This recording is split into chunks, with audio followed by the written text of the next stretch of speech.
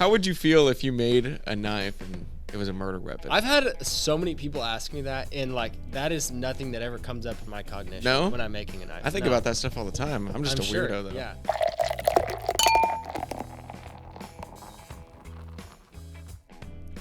And we're live. We're here. Today on Careers Over Beers, I'm with Stephen Brady, and you are a forger. Let's say horticulturist / knife maker. Horticulturist / knife maker. Yeah. What exactly is a horticulturist? Culturist. Horticulture is a broad term for basically all ornamental plants. So this isn't agronomy or dealing with ag crops. It's all plants for the yard and community spaces and stuff. So, like landscaping type of stuff? Yep, landscaping stuff. So, a lot of plants down like for hundreds of years have been tailored to suit people. Yeah. And bred and everything, and that's kind of what horticulture means. Okay. So you do that, and you do knife making, and we have all these knives out here that you brought. Yeah. Luckily, I have some knives I haven't sent out yet, and a couple of my personal ones, so I thought I'd show them off a little bit. So. And we're drinking Coors OG. Coors Banquets. It's the only beer that I buy. That's the only beer you buy? Only beer worth drinking. This is the first Coors Banquet guest that I've had on here. We're cut from a different cloth. These cans always remind me of like something you'd see in like a 1970 bar setting. Yeah, like a smoky old bar. Yeah.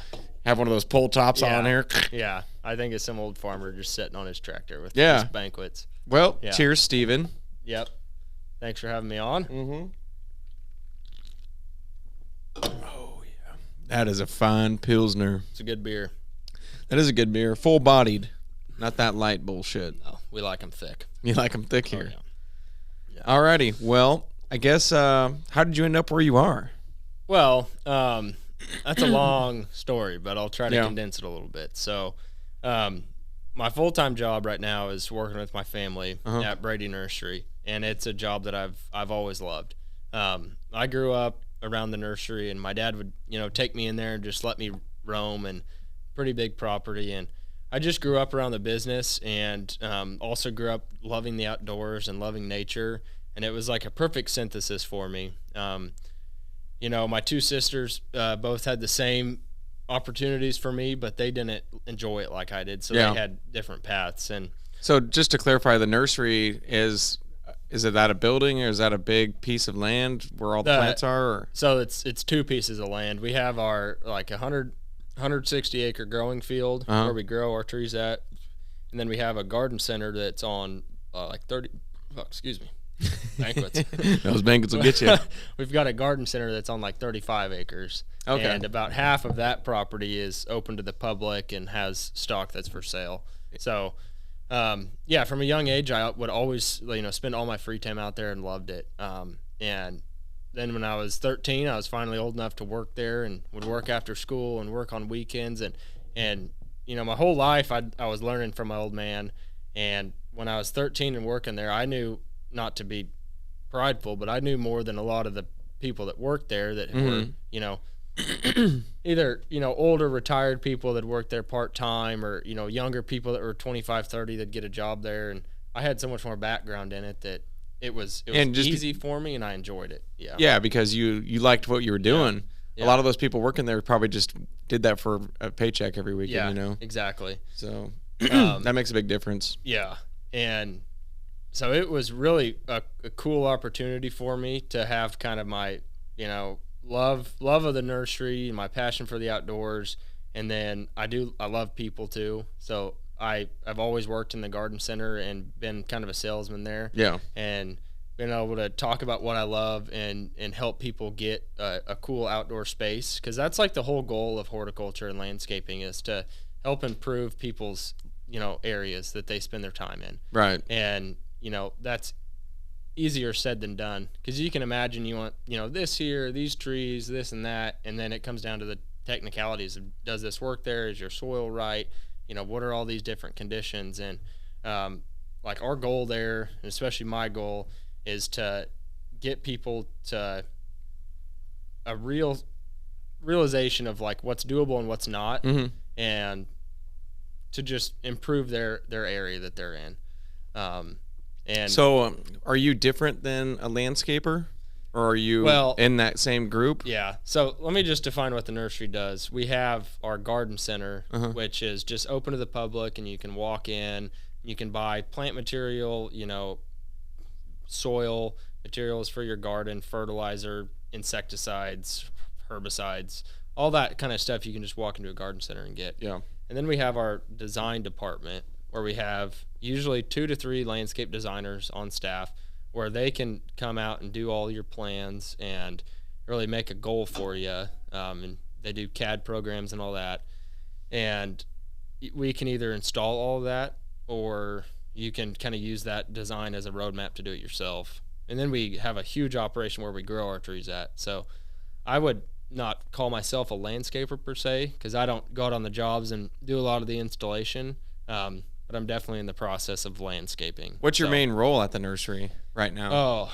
Or are you one of those guys that does everything? I have a lot of hats that I wear. Yeah. So it's a little hectic. I mean, it can get freaking crazy. The smaller the business are, the more hats people wear. So right now, plus you're a family member, so they probably have you doing all sorts of stuff. I can do about anything there. So I pretty much do what needs to be done. This season, one of my family members has had some medical issues, and I've taken on a lot more responsibility, where I've just been drowning the entire spring, but it's fine. So I've been ordering all of the plant material. I get all of the plant material ready for sold jobs. I help every customer that comes in and asks for me, because I have a huge amount of customers that like me and know me and know that I can get them the right information and everything. And then I pretty much oversee the whole garden center's outdoor area, making sure things are set up right. There's usually 4 to 5 people underneath me that I have to keep on task and keep productive, and to get all these different things you got to do every day done. Yeah. So I'm not. So you just do it all. I do a lot there. I every single morning I wake up with a checklist of things that I want to get done, and I can never get them all done in one day. It's just, you just try as hard as you can and try to stay on task as much as you can, but you never know when things are going to crop up. Like on Wednesday of this week, I get there and I hear our well clicking on and off, and our well just went out overnight. And boom. That's always fun. Yeah, boom, there's $7,000 expense. So things, you can just never plan for everything that's going to go wrong, and you just always got to be on your toes there and try to roll with the punches and try to not, get down on things, and just got to keep trucking. But it's a really rewarding job at the same time. Like, we all work our asses off there, and we're really part of a big family, even though there's even family people fight and might not get along right, but it's a pretty cool community of employees there that all have everyone's back, and So it's really rewarding giving somebody, like you said, a space that they have in their mind, like, I want this, and you know exactly what the kind of plant would do that. Like, if somebody has a certain look, the tree that they're looking for in their mind, but they don't know it. Yeah, right? Exactly. Yeah. Well, we can at least try. You can at least try it. And then, I mean, it's so great, but at our nursery, and a lot of other nurseries, we're really generous, and we warranty people's plant material. And I can get so upset with folks that we'll install thousands of dollars worth of material into their yard, and they know there's a warranty on it, and it's a living being. It'd be like giving someone a dog and being like, all right, there's a year warranty on this dog. If it dies, I'll give you a new one. And then they just don't feed their dog or don't give it water, and it dies. You're talking about a plant? Yes. Like a tree? Yeah, a tree, a shrub, all kind, so mainly trees. I wanted to shrubs. ask you about that, because there's more and more research coming out that plants, and especially trees, have a conscious. Yeah. They're alive. Yeah. They're talking to each other. They have a mind of their own, don't they? There's a lot more to plants than what people know, and in the last few years, there's been even a lot more that's been proven about them. But especially in a forest setting, that's very true. And then the role that mycelium and fungus plays in connecting plants together is just wild. It's unbelievable. Yeah, it's wild. Do you talk to your trees? I try to. Do you? I know your mom does. I do. She said she does. My mom, yeah. Yeah. Just for Your mom people is out in there, touch. you have helped my parents with some of their landscaping and Yes. trees. Yeah. And she does like talking to her trees, man. She says they have a spirit. They do. Yeah. And there's been some crazy shit that I've seen where they'll play, hardcore rock music, or they'll play like upbeat classical music, and the trees grow differently. So there's some merit to that, I think. Yeah. And it was on Netflix like years ago, and it was called like the Secret Life of Plants. And they hooked up almost like a lie detector test to this like houseplant. I think it was a philodendron or something. And they did something weird. Like they had a cat in there that like gave birth, and the plant reacted one way to it, and it was like giving life, and it was like some sort of response. And then they had these like shrimp that they put into like boiling water that were alive, and the plant like freaked out. Really? And there was like, because there's somewhat of an electronic, or just like how our brains fire on, electricity. It's all electricity. Yeah, there's some sort of a response in plants like that. And there was like that's crazy. There was a huge response in the plant when something really close to it died. That is crazy, dude. Yeah, humans don't understand it at all. No. It could be we like, think we know so much, but really, in reality, we don't have a fucking clue what's going on, especially with the plants around the world and the fungus, like you said, the role that plays. Yeah. And that just goes into like such a bigger picture of like, if there is some said consciousness in these plants, like how does like a rainforest feel when it's just getting that's horrible, man. I hate hearing about that. Yeah. That's one of those things when I read about it, I'm just like, ugh. Yeah, I know. It's sickening. It's just absolutely terrible. Can you imagine how a tree feels when we build a tree house out of another tree and it has to hold its dead brother? I never thought about that. Yeah. Isn't that messed up? Yeah, it is. Yeah. That's fucked. That's terrible. Yeah. Oh man. But yeah, I truly, like, I say this to customers all the time, like, it's good for your soul to get out there and try to get in touch with the plants that are in your yard. And it's such a cool feeling for me, because I've been planting trees with my dad since I was a young kid. And we can drive around town and we can look at, jobs that we did. And we planted, really tiny, like 2-inch diameter trees. And now there's just these huge trees in these people's yards. And it's such a cool thing to be a part of. Yeah. And like my dad does the same thing with me, is when, we'll drive by and there'll be like massive, rows of pines or huge oak trees and just really beautiful landscapes. And you'd be like, yeah, me and my dad installed that in 1965 when I was 10 years old. I was out here. I love those. Playing around. Yeah. And it's such a cool legacy to have. And I truly feel bad for people that live in like a big city in like an apartment, and they just can't go out and like see their impact. Because with my house especially, I have, a pretty nice lawn. I have a lot of stuff I've planted. And if I neglect all that and I, get caught up in my own selfishness, like all that stuff will die or like not perform good. But like if I give it time, I can see like my impact on the environment and see how it flourishes, or see how I might mess up and I have to change some things. But it's like taking care of a pet. Yeah, exactly. Like you said. Yeah. But I feel like people in these bigger cities that are in apartments that are so disconnected from having a relationship like with a organic environment, like I know it's got to like not be good for their spirit and their soul. And they probably just, a lot of those people have feelings of depression or other things, and they don't know why, and that might be why, and they just don't realize it. Yeah. But that is a huge plus to your job, working in landscaping or at the nursery, I mean, you're constantly around that stuff. Oh, yeah. So most people, when they come home from the office, they try to get out and walk through the trees for a little break, and you're just doing it all day. Yeah. Yeah. And I mean, it is, I've been in like some dark times in my life and everything. Yeah. And being in the nursery and being out there has always just lifted my spirit back up so much. And it's nothing that I could find in a church. It's nothing I could find like just talking to people, trying to talk about my feelings. It's like being out there in nature is where I find my God. And I feel like that's why I have such a passion for it, is because that's where I find like my purpose, and I just feel a power greater than myself when I'm in the outdoors. Yeah. And you just realize we're all part of this together. Yeah. Tree, us, we're all on this earth, and we're all one in some way. Yeah. Yeah. Yeah. And it's one of those things that the times I've had in my life, like when I was up at K-State studying horticulture, I was learning about it, I was reading about it, I was really expanding on my knowledge I had, but I was really disconnected from like being in it. And and being around it as much. And I definitely went into more depression without it. So Yeah. I do, like, I'll say this till the day I die, like growing plants and growing trees and helping people with them and sharing the knowledge that I've been just absorbing my entire life is like vital to my happiness. Now, whether I take a different career path and I do something else down the line, like I'll always, volunteer or, help people in Facebook groups or something. Right. It's one of those things it's a good fit for me. Yeah. So, yeah. That's awesome. Yeah.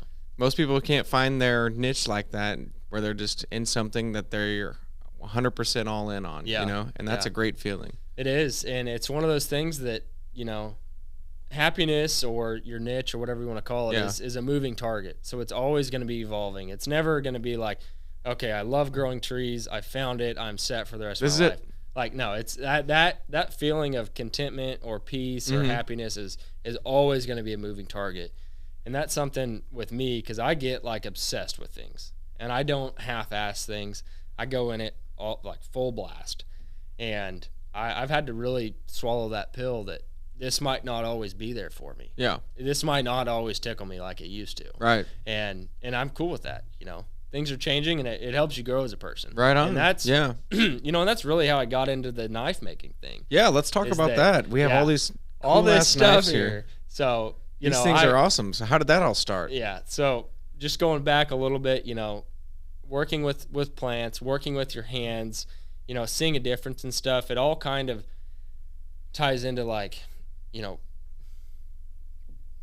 don't know how to say this, like working with your hands. Yeah. And working and seeing creating something from just raw material. Yeah. You're taking a piece of metal. Yeah. And ever since I was a little tiny guy, I always loved making things and taking things apart and tinkering with them. Yeah. And I've also always loved knives, and I've loved hunting and fishing. And for some reason, hand tools, like traditional carpentry tools, and knives, I've always just had an infatuation with. And when I was younger, I kind of dabbled in knife making some and had no idea what I was doing. I'd just like grind on files, and they were just dog shit ugly. And I didn't know anything about heat treating or any of that. And then there was a long period where I didn't mess with it hardly at all. And then I had a buddy, and actually Andrew Glover, his grandpa had a big shop, and we were screwing around in there one day. And I was like, let's make a forge. And he's like, what? And he's like, you got these fire brick over here, like you got a propane burner. I was like, let's make a forge. And me and Andrew and and Derek, we made a forge in there, and we started pounding on iron. And I just immediately just got like obsessed. Really? Like, I want to do this. Like, I'm going to make this happen. And then I went back to K-State for another year and didn't do it for a long time, but it was just in the back of my head. I was like, I want to have a shop and I want to make knives. And then I started seeing people online making them. And then, of course, the Forged and Fire show came out around that time. Right. And I just was like, I want to do this. Like, I love making things. There's, I had like a carpentry kick where I was into like traditional joinery and carpentry for a little while. And then that kind of fizzled out. But the idea of forging and making my own tools and making my own knives just always stuck in me. And then I just slowly started doing it. And we have a little shed out at our tree field where we grow our trees at, where I asked my uncle, I was like, hey, you guys literally only like store your hoes and shovels and like boxes of twine in here. Yeah. He's like, can I have the shop, and then you guys can have your little corner where you put your shit? And he's like, yeah, I guess. And so I just totally took over the whole thing and left them there a little bit of space. Made it your own little forge factory. That's right. And I pretty much was like, self-taught as much as you can be nowadays. There's always YouTube and different forums for stuff. Yeah, it's real easy to learn a new trade with videos. But you don't have any excuse. Like when anyone says like, oh, I don't know how to change my oil, I was like, take you 2 minutes to YouTube. Yeah. Like you have no excuse for not knowing how to do anything No anymore. kidding. Like you don't have to have some town elder that knows how to do it. Right. Like you have and you just got to do things. Yeah. Like when you said you had that nagging feeling to hammer out some metal, I mean, you just got to do shit. Yeah. There's never going to be a good time where you're like, okay, I'm finally ready to start my, you just got to build and just do it. And even if it sucks at first, even if it's small, just do it. Yeah, you just got to send it. Yeah, you have to. Yeah. And so anyway, that was 2017, the summer of 2017 when I started doing this. So it's been a little over 5 years. Yeah, 4.5, 5 years that I've been making knives, and it's been just a really fun journey for me because it's one of those things that I always had it to do. I was never bored. I never had downtime where I was like, I don't have anything to do. I'm just going to play Xbox. Yeah. Like, I always had something productive I could do. And luckily, like literally from the start, the first knife that I made, someone offered me money for it. And I was like, I want to keep this first one, but let me make another one. So I've had this like support and people wanting my knives from the get-go. That's that's a, I don't know if it was meant to be, but making a knife, the first one, somebody asking you if they could buy it, that's got to be like, whoa. That definitely, that's like, a kickstart it hugged my ego a little bit. Dude, yeah. And back then, that first knife that nowadays I won't even show it to anybody, but I thought it was the coolest thing ever. And, that fire, when I finally put down the sandpaper and put an edge on it and I was holding it, I was like, this is fucking sweet. Yeah. Like, I'm going to have this the rest of my life. Yeah. And just that, I think it's kind of like the permanence of them. Like, planned obsolescence is nowhere in my shop. Like, I make an item that you can fucking give to your grandchildren. Right. If it's cared for. Which that's a dying breed in itself. Yeah.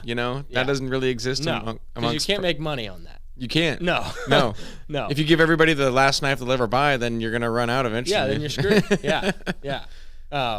But that's okay for me because I don't need to give everybody a knife, or I don't need to sell everybody 10 knives because hell, I can maybe only make conservatively, I can maybe make 30 knives a year. I mean, how long does it take for you from beginning to end to make a regular? I mean, just average. That's the question everybody asks me, and it's almost the hardest question to answer because I don't only make kitchen knives, I don't only make hunting knives, but let's say like this knife is pretty standard. This is like a 4-inch. You can show the camera there. Yeah. This is like a 4-inch drop point. This is like a 4-inch drop point hunter that's in a Swedish stainless steel called RWL 34. That's no forging on that. You really shouldn't forge some of this stainless steel. So that's all no grinder. Forging. So you just take a block of stainless and I get bar stock and then I grind a profile, and then on stainless I heat treat it at like full thickness, so I don't grind my bevels in before heat treat. And stainless is a really, really cool steel, especially if you're kind of a heat treat nerd, because you don't have to worry about conditioning it or anything, do you? I mean, it's like I get the steel it's pretty much ready to heat treat. So I have an oven in my garage that's a heat treating kiln that will get up to like 2200 degrees. Really? So for like this steel, I take it up to 1925 degrees, hold it for 20 minutes, and it's in a really tight stainless steel packet, so it doesn't oxidize at all. You don't get any like carbon etching like on forged knives. You get this kind of texture on it. I like that texture. Yeah. That looks cool to me. Yeah, but at such high temperatures, it's actually bad for this steel to lose that carbon through the oxidation. So you soak it for 20 minutes and you pull it out, and the way to quench this isn't in oil, but you put it between 2 aluminum blocks and it pulls the heat out so quick. I mean, it's like 10 seconds and you can hold it. They're just like heat sinks. They just pull it out. Exactly. Really? Yeah. And then it's like super hard then. And then so you go from that really high temperature descending fastly, and it's pretty hard. And then you can go even colder and make it harder. So I do like a cryo treatment with my stainless where I melt like 10 pounds of dry ice in acetone, and then I soak them in that. And that's like, I don't know exactly. I used to know. It's like negative 180 to negative 200 degrees Fahrenheit. Really? And that cold treatment actually hardens it more. Does that not make it more brittle or anything? It does, yes. So that, not to geek out too much, that converts the rest of the retained austenite to martensite, and martensite's what you want for a hard blade, but it is kind of brittle. And then you have to temper it. I don't know what either of those are. That's all right. That's all right. I'll leave that to the knife maker. Yeah, so then you temper it like 350 degrees for 2 hours, and going back up in temperature combines like the toughness with the edge retention you want. So it's not going to break if you pry with it a little bit. So is what you're describing right now, that whole process, is that unique to stainless? Yeah, that is. That's not what you're going to do on a normal steel knife or something? Like a high carbon knife is a little different than that. But what's the advantages of stainless over a regular knife? So stainless, especially the good stainless like this RWL 34, is very expensive. So the cost is almost 3 times per like a carbon steel like 1095, if not 4 or 5 times. a lot of people think that stainless knives don't hold an edge because they get the really shitty stainless knives from the store that are like 420C or something that's just ass. They're like stainless. $3. Yeah, and yeah, it doesn't rust, but it also doesn't hold an edge. But the high end stainless is just as good of performance as the high carbon steel out there. It won't rust, it won't patina. It'll literally always look like this unless you put it in like a really caustic, which is alkaline, or a really acidic solution. So like if you cut up a bunch of lemons with it, you won't touch it. Really? No. No. But if you got salt water on it, won't touch it. If you got, battery acid that was wet, it might tarnish it a little bit. But it's not stain proof, it's stainless. So it's just a lot harder to stain it. But to get around to your question, I probably had, conservatively 15 to 20 hours in this knife, and a lot of these knives I'll sell for $400 around there. So after my material cost and everything, I might make $5 or $8 an hour. Yeah. So I don't make much money at all on But these. it's more of a hobby, or is it turning into a career? Oh, I stay like very busy, and I have people that wait 6 months or more for my knives. But it's not one of those things where I'm like, I need to get the bills paid, I'm going to start making knives. Yeah. It's like, I make sure to make my time somewhat worthwhile. Mm-hmm. But for me, it's like the nursery can be really stressful at times, even though like I love it and everything, but I have to deal with a ton of different people, a ton of employees, a ton of customers, and just all these just dynamic relationships I have there. It's like knife making is just me. Sometimes it's good to go just pound out some metal. It's good to just have some of my alone time and just do something I really enjoy. Yeah. And it's good for me to like just be able to disconnect a little bit. Probably more of a hobby than right now. Yeah. But yeah, I would call it like a moonlight job or maybe a hobby. Do you advertise to people to buy your knives on like social media, or do you just like word of mouth? A little bit of both, but mainly social media. And that's how it all started, is I would just post stories of like what I was doing. Mm-hmm. People are like, hey, I want that. Yeah.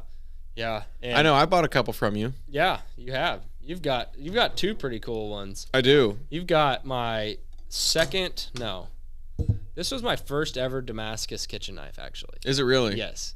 Well, what's funny is I was looking at. I don't know if I came across a video or what it was, but I saw somebody with a Damascus knife, and I was like, oh my god! And I remember hitting you up, and I was like, I want a Damascus knife. Yeah. Can you do that? Yeah. And you're like, I think so. Yeah. So this is actually my knife right here. Yeah. That I brought in. So I made this a year and a half ago or more. Yeah, at least. Yeah. And this is a Japanese style. Is that right? Yeah. This blade is kind of called a K-tip, like a K-tip Gyoto. People can get really lost in all the names and shapes of blades, but it's mainly, it's a good kitchen knife. And like you said, you like trimming your dry age steaks with it. Dry age steaks. Yeah. It trims them up great. Yeah. This thing is probably a maniac with vegetables. Oh, dude, it's so thin. It's unbelievable. Yeah. With like dicing onions, or if I'm doing something real small, like garlic too, Yeah. There's nothing to it. Yeah. It's crazy. Yeah. And a lot of store-bought knives are just really thick and chunky. Yeah, I don't get that. And that's like, my kitchen knives are stupid thin. Which that brings me to this one too. Yeah, and that's another one. This is a thick boy, but I wanted a thick boy. That's a thick boy because I was watching. That's that damn taco video. It might have been. Yeah. I remember I saw some video. Some dude out like by and they the had creek. This giant cleaver thing. Yeah. Some dude out by a creek. Yeah. And I was like, I want one of those fucking cleavers, man. And he's out there and he's chopping up like veggies with this big cleaver, and I think I sent you that video, and I was like, can you make me that? And I was like, fuck yeah. And look at that. I can. And I love the texture on this thing. That's one thing that I really like. I'm a big textured knife fan. Yeah. I'm the same way, but I get people, I've made these fucking beautiful high carbon knives. They're just excellent knives. And like 6 months later, I'll maybe call them or see them in Dillon's or something, and I'll be like, how's that knife doing? They're like, oh, we just love it, but I hate that it patinas. Because it'll get kind of that patina on it where, it'll get Is it patina with this texture? No, the patina is, like that, how it discolors. It doesn't always stay shiny. Oh, okay. Yeah, so like this knife, you could say this is developing a patina. Yes. Yeah. And that, like I said, this thing gets used all the time. Yeah. And I think the main reason that it developed a patina is because I have family members that also use this. Yeah. And they just throw it in the sink, and they don't realize that it's not a cheap Walmart knife. Yeah. That you can just throw in the sink. Yeah. So that's why I started using stainless. I was like, I'm going to get these people to not bitch anymore about their knife developing a patina. It's good for people that don't understand it. For sure. That, that don't, or they're just so lazy that they just want to throw it in the sink and let it sit in water overnight. You know? Exactly. Which you don't want to do with one of these. No, not at all. For the wood and the steel. But yeah. They've been working great for me, man. That thing is a machine with veggies. This thing is a machine for thick veggies. Oh yeah. Like if I'm doing thick carrot. Oh dude, it's nothing to it. A fucking eggplant. And sayonara. I don't think I've ever cut up an eggplant. You need to cut up acorn squash. No. You're not a squash guy. I mean, I guess I could be. I just it's not something I normally do. Yams. Sweet potatoes. I'm not big on sweet potatoes either. I will eat them. Yeah. Certain ways, but I don't know. I just like regular old. I can get down on some yams. This thing will mow through some regular potatoes. Though. Oh yeah. It really does. No. You remember what I told you that was made from? Was this a tractor disc? Yeah. No shit. Yeah. So one of those big round discs that they plow fields with. Big round cup discs that'd be on. Yeah. Really? Cultivator. This thing has killed many men. I bet it has not at all. It's probably killed a lot of bugs. It's a good torture device. I just put their fingers on a table and like a carrot. Yeah. Is that what you do to guys that suck at being interviewed?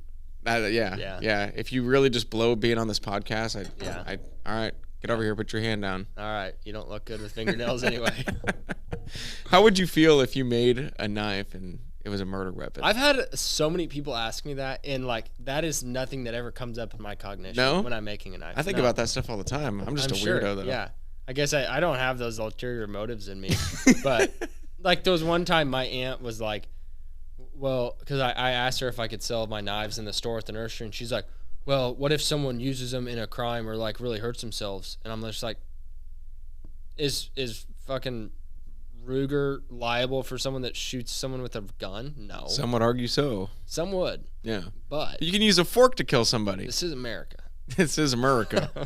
But yeah, I mean, fuck, we sell fertilizer. You could blow up a building with it, whatever. But one guy did that one time. They did. Old Timothy. But anyway, no, I don't. Don't say you don't have dark thoughts like that. You know who Tim McVeigh is. Oh yeah. But I guess it wouldn't bother you then if somebody butchered a family with this thing. If I butchered a family with this thing, it wouldn't bother me. If it wasn't that, it would be the pickaxe that was in the garage. So I mean, it's not. And it might be infamous. They might put this in a museum and say this was the murder weapon that Jesse used. And then they can always see that it's your knife. I sneak in there and just dremel out my touch mark. But no, people might be like, "Wow, he used a cool ass knife to do that." Yeah, maybe. Yeah, could be good for you. I don't know. Yeah. Well, speaking of using these knives, let's just see what they do. Yeah, do one. So this is a really cool steel that's called 26C3. It's my new high carbon steel that I'm really excited about. And I just finished this knife the other night, and I am just like stupid excited about it. So, I mean, what the? It's just bonkers. Holy shit. So, and this isn't even like, this is like a pretty rough edge on it. Like this is like my almost coarse edge. I haven't even really honed it very much, but I was using this the other night, and I mean, that's not the best piece of paper. That's just some manual I found too. It's all right. No one needs a manual. Those are for women and children. But yeah, I mean, I could sit here and like. That's unbelievable. Yeah. How that slices through that. Yeah. It's nothing. All day, baby. That's another thing that a lot of people maybe complain like, hey, you told me your knives were really good and they didn't stay sharp that long. What should I do? And I'll be like, well, how do you use them? And they're like, well, I just cut, my veggies and this and that up. And I'm like, what do you cut on? And they're like, my counter. Oh. And I'm like, what's your counter made of? It's granite. And I'm just like, that's the cardinal sin. Yeah, it's the cardinal sin of knives. Like, you don't cut on anything that's harder than steel. And granite is way harder than steel. Dude. So. People are stupid. So, yeah. Like, the proper how do you feel about plastic cutting boards? Those are fine? Money. Yeah, that's fine. Yeah. What about glass? No. Glass is not good. No good? No good. No. Glass is really fucking hard. It's brittle, but it's really hard. So, like a charcuterie board or something, you could, that's granite or glass. You could transfer your stuff over there, but you shouldn't ever cut on things like that. Yeah. I know better than to do that, but some people don't. Yeah. Like, what I was amazed when on that knife, you had me make the sheath for it like 2 years later because I didn't. Yeah, I didn't make that from the get go, and I felt it and I shaved hair off my arm with it, and I was like, "Have you been sharpening this?" And you're like, "No, I haven't touched it." Yeah. And you took good care of it, and it was literally shaving hairs like 2 years later. Oh, dude, yeah. With pretty normal use. I know not to cut on things. Normally, it's always wood for me. Yeah. I only use wood. Yeah. And like I said, I don't cut anything harder than steel. Yeah. But do you shave with your own knives? I did for like 3 or 4 years. Are you serious? Yeah. Yeah. I've made a lot of straight razors, and I just got lazy. So you make other things out of the knives? Yeah, I mean, straight razor's a knife. Yeah, it's a razor. It is. It's a cutting object. But I mean, I made a lot of axes. I've made a lot of hammers. I mean, I make almost all my own tools I use when I'm forging. I make my tongs. Really? Yeah, like my pliers. Where do you get most of your metals and stuff?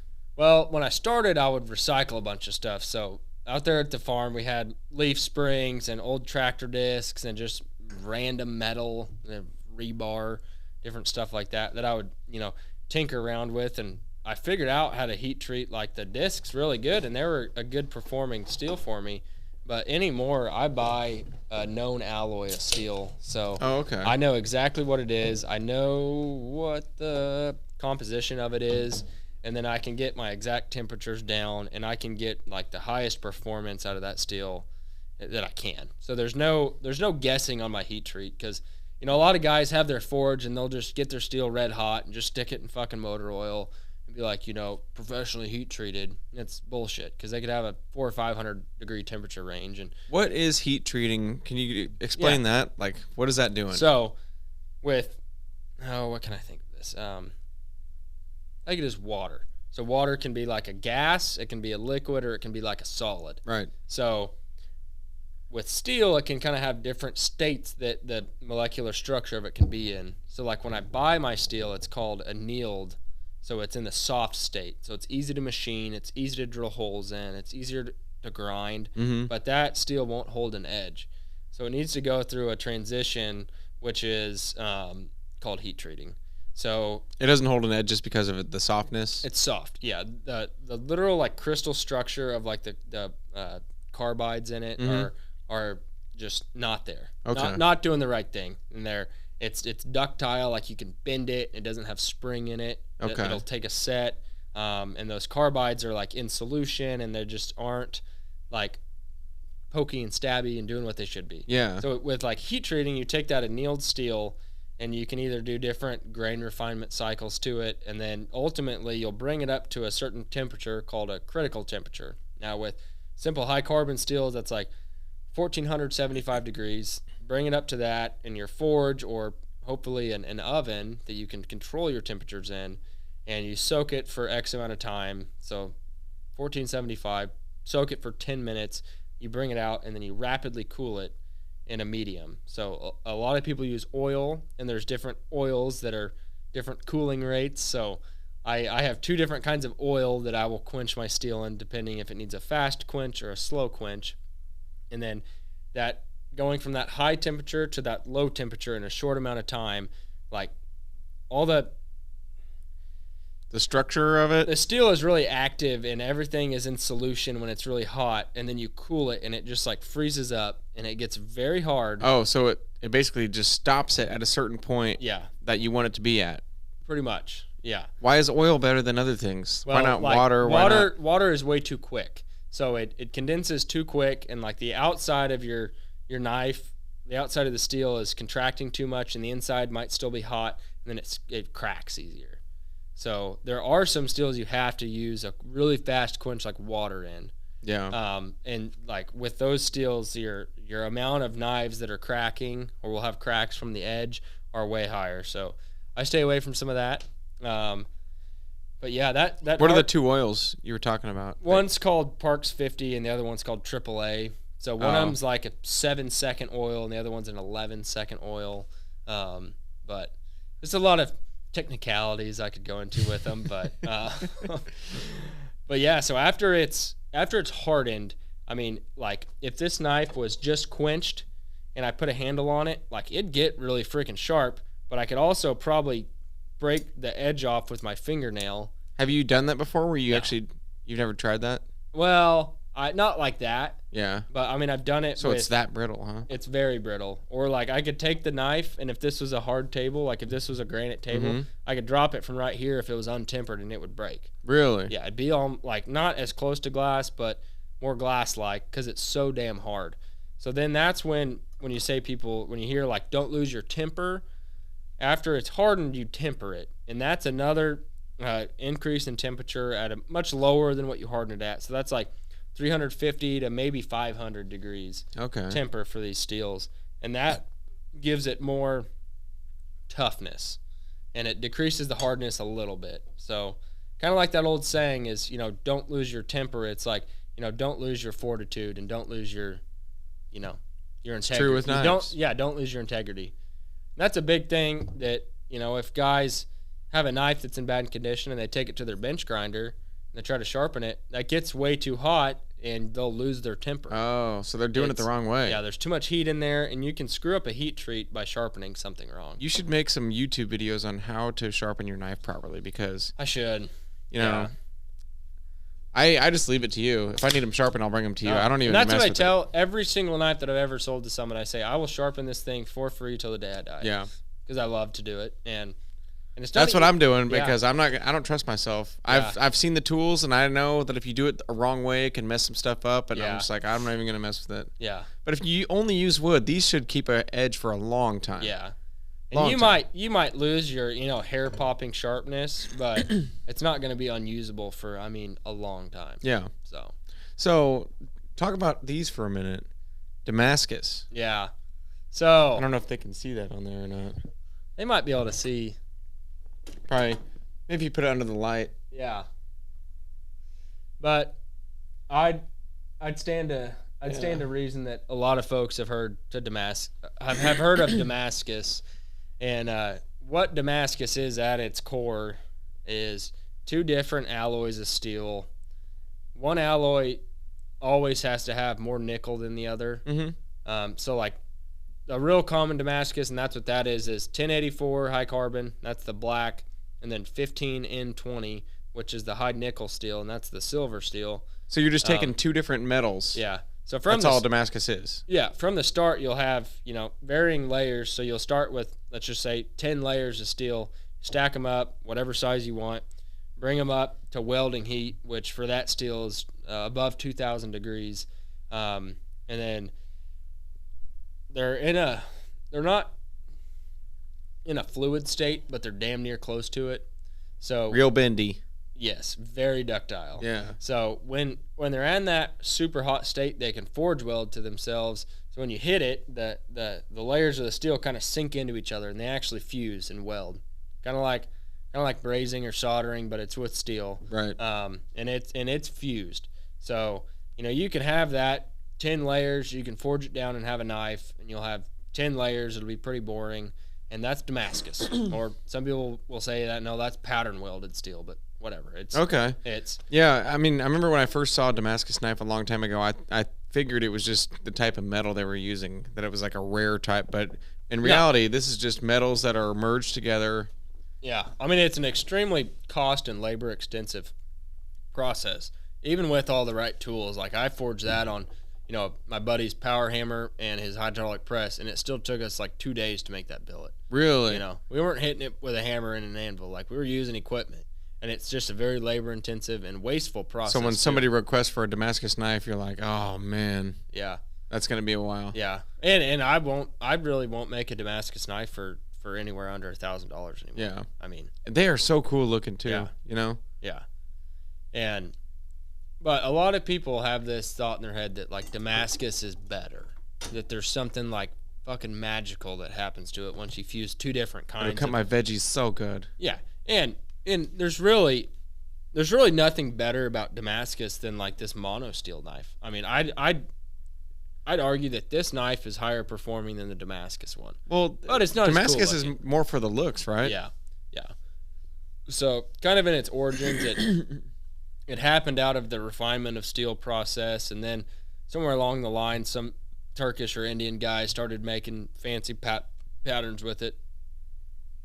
And now we have these. And now that's just a different, you can only do so much for a knife, and you can only express yourself so much in the design of it, because the basic design principles of a knife is a blade and a handle. Yeah. And thousands of years, they've been similar. Yeah. And that's another avenue that you can, express your creativity and your personal touch on it. And I love this stuff. I think it's super cool. Yeah. And there's a company in Sweden called Damascus that makes stainless Damascus, which is fucking baller. But I gotta see one of those. I haven't made one yet because it's so damn expensive.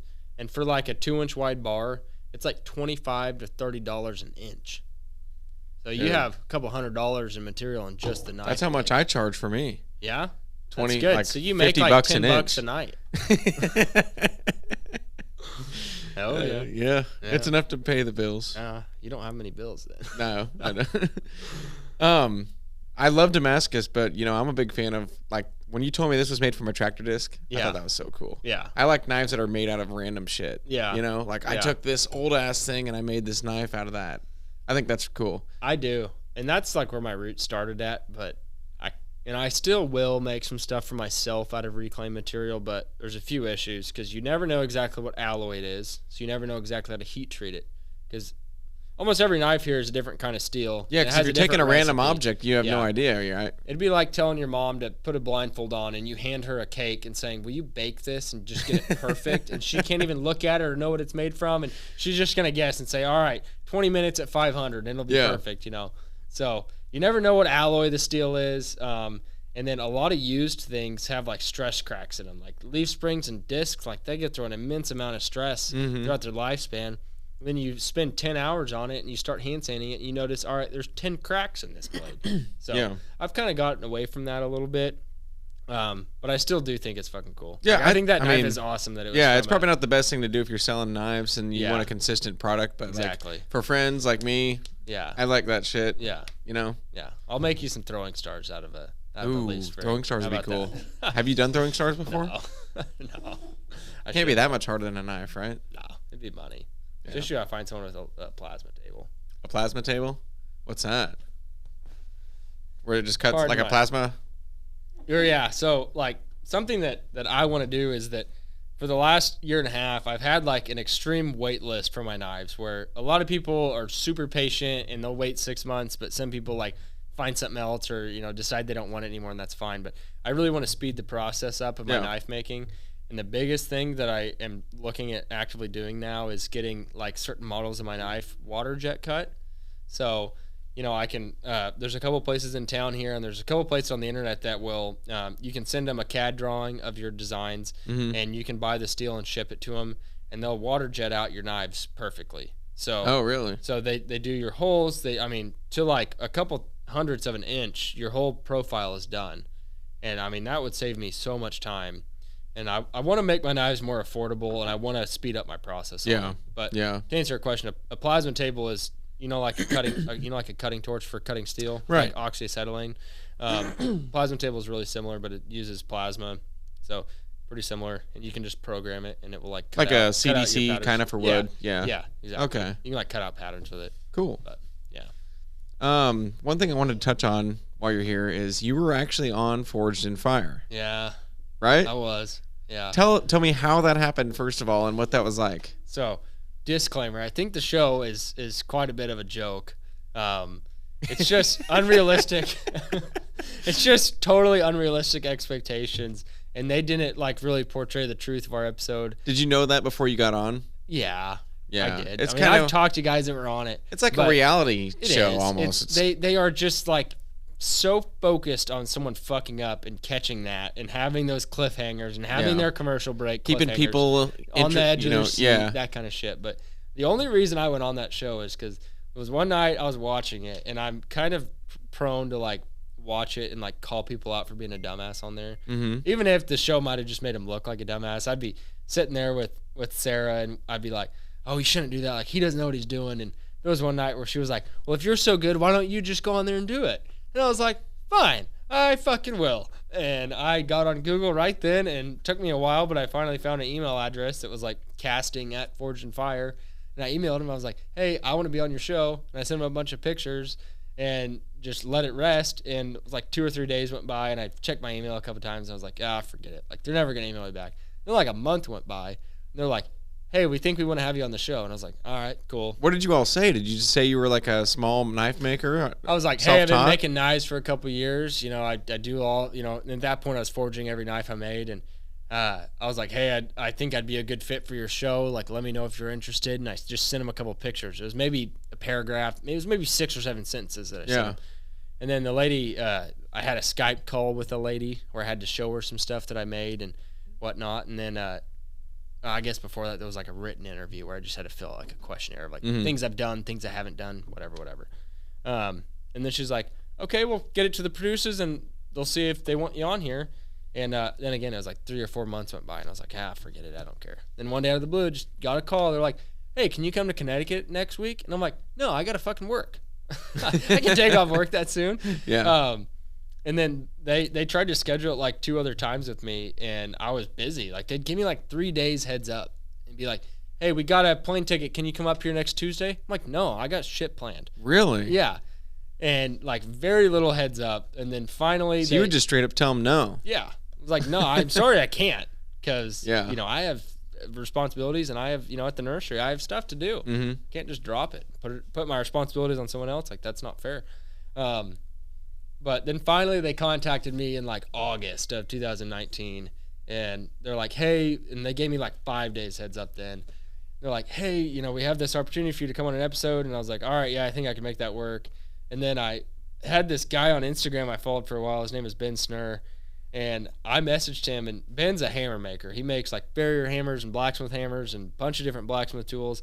And I messaged him when I was just drunkard and shit at my buddy's bachelor party. And I was like, hey man, I want to buy a hammer from you, but I only have like 5 days to get it because I'm going on Forged in Fire. And he's like, will you call me? And he sent me his number, so I called him. And we were both just drunkard and fucking 10 Indians. And he's like, no way, I'm going on that episode too. What? Yeah.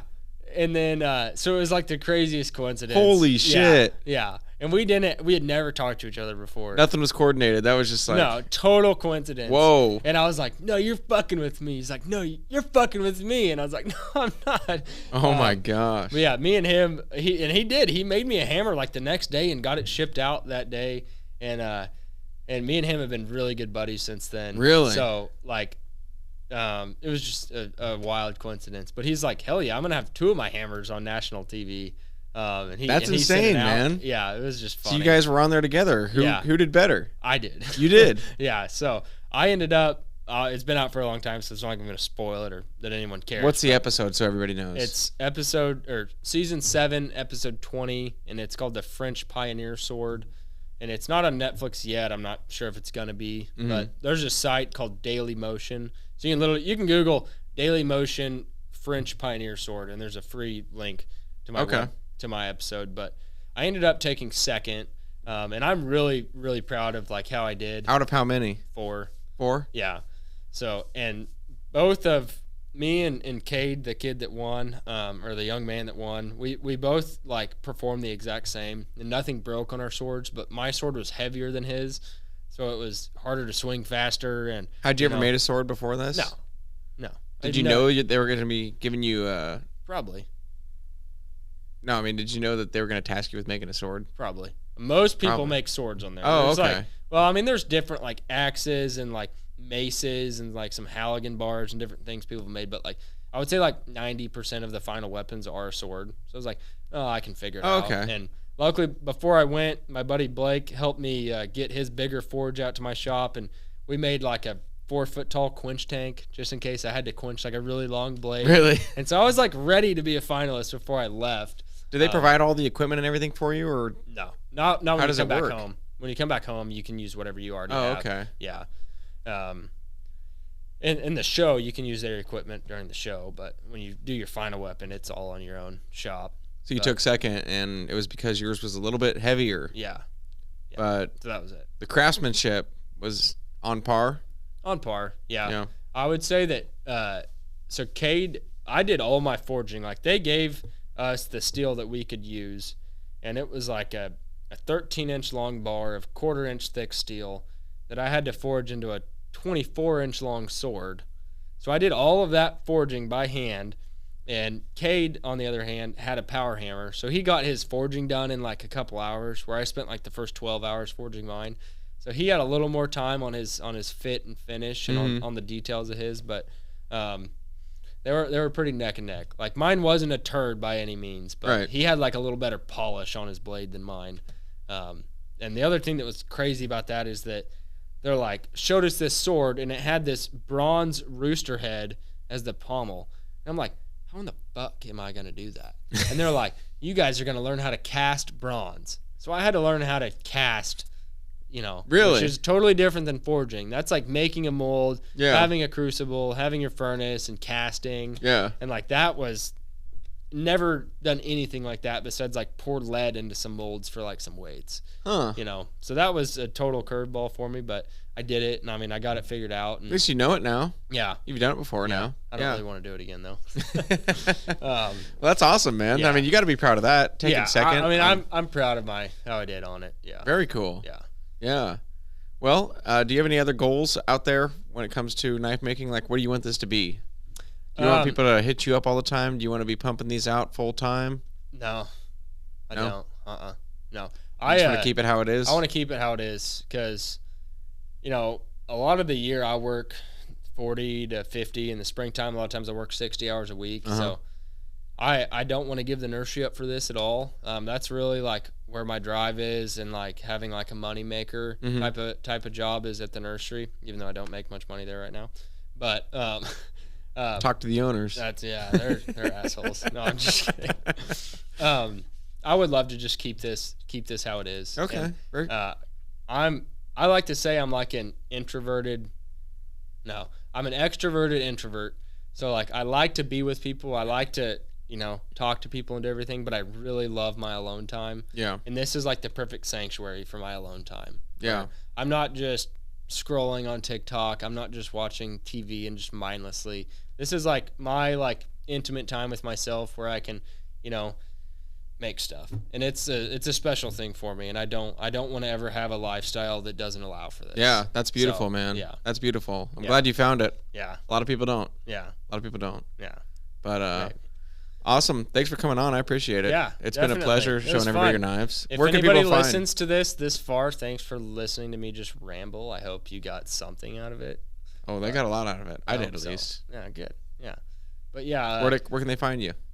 You can find me on Facebook under my name, Stephen Brady, or on Instagram, I'm under Flatlander Forge. So that's another thing we didn't mention. Like, you need to give me one of those shirts. Dude, I will. Cricut machine, my sister makes them. Money.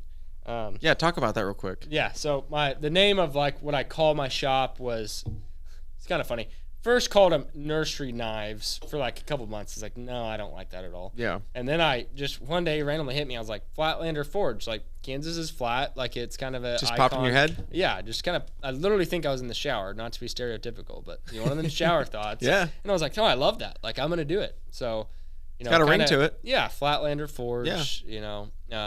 Kind of an icon to Kansas, and I love Kansas. And you got Kansas in the logo. Yeah, and then.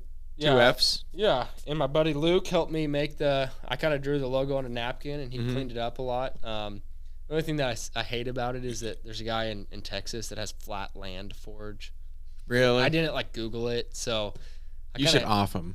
I should, man. Yeah, he's like, no, he's actually, his name is Jim Poor. He's an amazing blacksmith, and I hope I never meet him any day, because he's gonna be like, you fucking stole my name. No, it's different. He's a farrier. I'm a knife maker. It's like Vanilla Ice with Queen's song, the ding ding ding ding ding. He's like, no, it's different, dude. There's a symbol on the end. Yeah, exactly. It's different.